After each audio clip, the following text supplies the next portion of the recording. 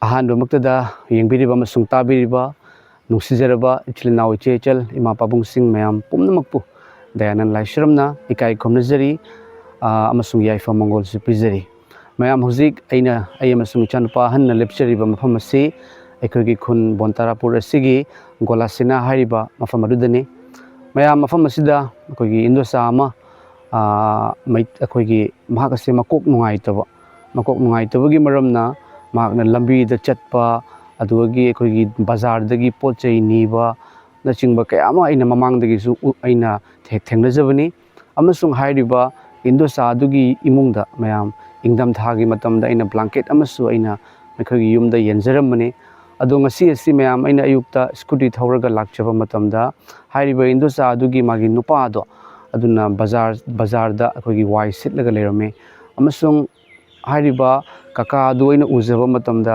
ꯑꯩꯒꯤ ꯊꯃꯣꯏꯗ ꯑꯩꯈꯣꯏꯒꯤ ꯏꯃꯨꯡꯗ ꯑꯃꯨꯛꯇꯪ ꯆꯠꯂꯒ ꯀꯔꯤ ꯀꯔꯝ ꯇꯧꯕ ꯑꯗꯨꯒ ꯌꯥꯔꯒꯗꯤ ꯃꯇꯦꯡ ꯈꯔ ꯄꯥꯡꯅꯤꯡꯕꯒꯤ ꯋꯥꯈꯜꯁꯦ ꯑꯩꯉꯣꯟꯗ ꯐꯥꯎꯖꯔꯛꯄꯗꯒꯤ ꯍꯥꯏꯔꯤꯕ ꯃꯀꯣꯛ ꯅꯨꯡꯉꯥꯏꯇꯕꯤ ꯏꯟꯗꯣꯆꯥ ꯑꯃꯁꯨꯡ ꯀꯀꯥꯒꯤ ꯏꯃꯨꯡꯗ ꯑꯃꯨꯛꯇꯪ ꯆꯠꯆꯒꯦ ꯍꯥꯏꯗꯨꯅ ꯂꯥꯛꯆꯕꯅꯤ ꯃꯌꯥꯝꯗ ꯑꯩ ꯃꯇꯦꯛ ꯌꯦꯡꯍꯟꯖꯔꯛꯀꯦ ꯑꯃꯨꯛꯇꯪ ꯆꯪꯉꯒ ꯃꯌꯥꯝ ꯌꯦꯡꯃꯤꯟꯅꯁꯤ ꯀꯔꯤ ꯀꯔꯝ ꯇꯧ ꯑꯗꯣ ꯀꯀꯥꯗꯅꯦ ꯀꯀꯥꯗ ꯑꯗꯨꯝ ꯍꯪꯅꯤꯡꯉꯤꯁꯦ ꯏꯟꯗꯣꯆꯥꯅ ꯁꯨꯃꯥꯏꯅ ꯃꯥꯒꯤ ꯃꯀꯣꯛ ꯅꯨꯡꯉꯥꯏꯔꯛꯇꯕꯁꯦ ꯀꯌꯥꯝꯇꯤ ꯀꯨꯏꯔꯦ ꯀꯀꯥ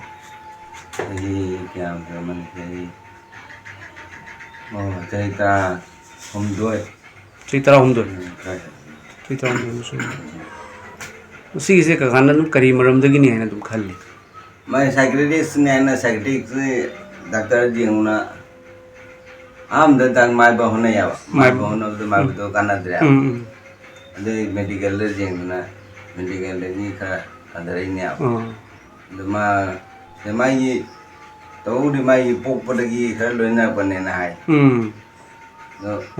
पोक पड़गी माय कुछ सागी किन तौरपा अदो डॉक्टर दगा दिलायें खोलंग बतावी को मेडिकल सिना मरम ओइरगा अखोगी जुमदगी मपानदा थोखिबा खोखिबा जावब्रा का अदु मक्ति जावदे जावदे मपानदा दिहे चले आव मखोंग चले मा जुराकुंतान चली मखोंगना ददी बाजार दगा सुदुम पोत चै नीबगी मोंगसु इन ममांग थेंगले तौरी में पैसा नीबा खोटपा लाखपा खोटपा तौरी बिमोल खमरे नो बिमोल लाजम बिमोल बन कांग मने मैं खांगना बन दो माई अब दु निमोन पैसा नीबा मिगी मांग दे जामना मोंग जाम दे मिगी मी पोत पैसा लुपा चाथा तो बा खोटपा का खुन चाबा खोटपा दु को तो थबक तो तोरे न माय बगा तो बुदी दु काना बा खांग दे अदो हुजिक ने ककागी इमुंग द लेसे मी क्या ना पुन ने आई मागा इचन पामगा मनी इचन पामगा ले अदो इनकम कोइना नोंमगी मथौ ताबा चंगदबा पोचै अखोई असिगी दमकता ककाना करी करी तो होनबी थौ करिम होननिगाय करिम सुदबिनी सुदे दाय अदे नखरा वासिले ngasi bu अदे मिराय का कदंग वासिले चाय अदगी अखोई तो अमरदा तीनाट के तीनाट पूजा से सब छोड़ पे जावे दे कर्म नुमा अखोई साई लोकल की था थोला गन गाय खर जावे अतै दि थबक सुनिगाय लेते दो ngасai kakana khong nai na haibdusu karamano ka amta ji khong dini oi khong dini dak tawri mane yaw oho sigisina nabra ka nar mi je ping ping dam ma'am से थबक सुबुदसु काय असमाइन नारक पसे का क्याम कुइरे खोंग से चही मुख फारे है चही मुख फार पेट कुइरे दुदी डॉक्टर दगा दी यंगन ब्रगा डॉक्टर जी हां लोग दिया ओइ डॉक्टर मोइ सर्जरी तो है ना है भाई तो दे ओ आन बे होमियोपैथिक चाना जेंगे ना होमियोपैथिक सारे अदो ककागी इमुंग दने हुजी करी करी अवाब मायोक न बले ककाना दुम हाइबिउ एदी मतिंग खर खर दुम अवाना संग मतिंग पांगी कका अइना होनजरगा दुम मतिंग पांगजबनी आई अवा बाइबु ओने हजू की अवा बाइबु नोमै खरस माई जाम दरबदा माई थाम दने लिसिंग अमगा चातु की खरस गुली हिदाक पिजबा हिदाक बियाव फार्म कोई केनोगी मेडिकल की मेडिकल की अदो जानी माई Kamu di urun itu tulisnya mau kan utan. Tulisnya macam yang kayak apa? Tulisnya macam yang kayak apa? Itu waktu itu nih tahu. Jadi cing kati bang berang. Cing itu nal mi ahung dia kau ahung dia pangi. Ahung pang betul cing kati taruka. Ya taruka paso. Cing kati taruka tarum kai. Paso pia. Aduh nanti oi. Dia mau wan cari. Aduh Indonesia agam tang wari sana biar kata Indonesia. Uang kamu deh itu. Itu tang mayam tu. Indonesia awalnya dum kerana dum kari tahu gaya hendak jenggi lak pani. Indonesia awalnya dum kerana macam. Kalau tu di jam sudah. Tu kau ngau begini sih, tidak ngang bau nana bangan tanu. Kau ngau begini sih. Kau kaya hai kan? Hoi. Pulang mak fani. Aduh Indonesia awalnya mati yang kerana panggil na. Indonesia ada apa kayak nugi sel matau tabro. Mati yang panggil tong lak pani. Sel gitu kerja sel ni matau tay mai. Acapot cawa so. Acapot di jam cade dah. Acapot cade hai bra. Cade. Adik di cade macam tadi. Isa iya. Ngalir dah mulai kini ngalir. Aduh ni ko Indonesia. Uji aku dukaan degi poche kera Indonesia awalnya lain piram ge. Aduh poche se kari matau tay cing lebro Indonesia awalnya. Cing budi. Ajangan jamu tres cing. Cing tu ni ada kotor kotor sama ni. Kiri manga tarung ni wali je dukaan degi. Aduh na chana di sabo. Cing tu kera lor ge cing Hawaii jerum cabra Indonesia. Jerum mandi saya. Cai ko. Jadi selo ini juga rai mating pangam ge Indonesia ko. Dum wangang na budi Indonesia ke sukai jai ni. Wangang je kena pada ya je kena pada ini je. Ade minu tadi hari kami ke waris sana bahite. Mami ke fam waris sana bahite. Male fam aja de male pi je mai. Set per lepa. Tet beli patau. Tanah semlai ni apa? Cak ke di ni sana thong bra. Cak thong ni yang thong hite. Yang dua orang tu malu pak. Mana cak thong pak? Hoi. Jam nusi Indonesia kakao na dayek tanah layu. Isu short su hijack ram gani ko. Hijack ke short dia mak katani kaka. Punum short dia matani. Aduh hujik se ayah sambabugi dukaan do. Aduh lagi pot kera laur ke pura ke laki. Indonesia ki sana bui kari laur no inca. Happy way gonda Indonesia Indonesia. Bunjia lupa tara betul. Laur ke amma katana te miam laur ke ni. Indonesia lera muko kaka. Jadi am tak poci de laur ke laki. Miam hujik kaka masung Indonesia. Koi te pina bugi damak ta miam cing kathi tara lauzere. Koi yamba sambabugi. दुकान दगी नी लौजरी पोचे सिंसी अदुगा ma'am Mussoorie दाइल से KG अहुम दी अच्छा थाओ litre अमा लौजरे ma'am इंदसाना मा भुजिया लेरो one भुजिया चानिंगे हैबदो भुजिया की packet से अकोगमसु दी माना packet से खर लौरे में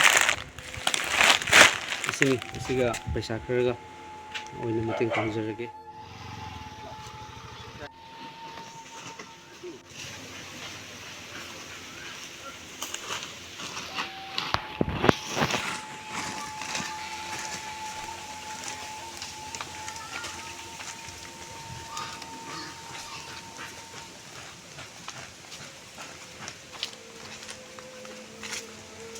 가. 나올라. 전 타모라. 전 타모 이거. 전부 아니다. 기행세 도스카티. 도스카티.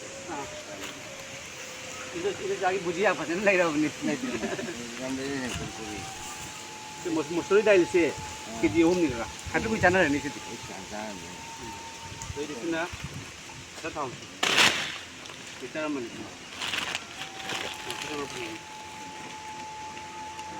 Sini ini lagi bujiang, nongsu ma'am लाए हुजी का साफ से कोई अदो मैम इंदु सागा काका का दा पैसा कितंग मतिंग पांगजरम गे इंदु सागी बा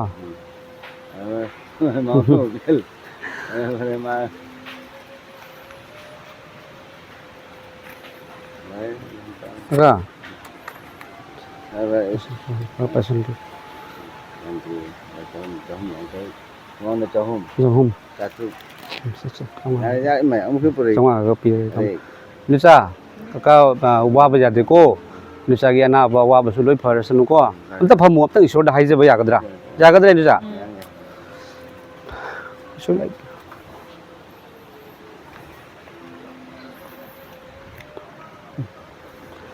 tamidu san biu ko chamidu salo thagat chari pa isor akhoi kuding mapu sembi ba lai sembi mapu masigi fajaba numit pinai bibagi damak thagat chari ipana imung asibu nungsi prabhu ipadi pom namakini shora makhatani pa isor masidagi kakagi mathakta indosagi mathakta phattabagi pangal karigumba thembagi pangal amambagi pangal leramba taragasu prabhu jisugi minglena phattaba punama kokchaba oirasanu anai kokchaba oisanu indosagi mathakta masidagi marang kaiba thaujal sargadagi thaujal haithabi oisanu mekhoi imungda ipa isor na ki blessing marang kaina haithabiu awana punama kokchaba nungai yaifaba kaka amasung indosagi machasu mithoi mihen oiba ngasidagi oirasanu prabhu jisugi mingda khuramjari amen amen jare jare insa kaka asigi larik se Ki sogi macha ne hai de. asigi larik se inusa na tumba mafamdo aduga thambiu khamba phataba mangda kari uba bhut uba ama uba amatang changaroi dobani khamai sa akoi maram marak ta amukam lakani ka khamba akoi maram marak tane amukam Bible achobodi lai ni ngon. chobo lai braga asi jum thambiu ka ne thamma sor dum hai je baga ko Le isai ju lai. Isai lai ki ju lai. lai braga da Fitan. Fitan. hoi hoi ngasi kaka uba ga gi thamoi da mating pangning base gai jam nadi mating pangjaba na chade adoi su kaka gi imungda nungai badu lakpo oirasanu ko Sogi macha ne. mani mani sorgi macha chumi chumi Sana kene kare hai. Pido isai sapudo. Mai wari ka do ingan mobile na. Mai isai sapudo.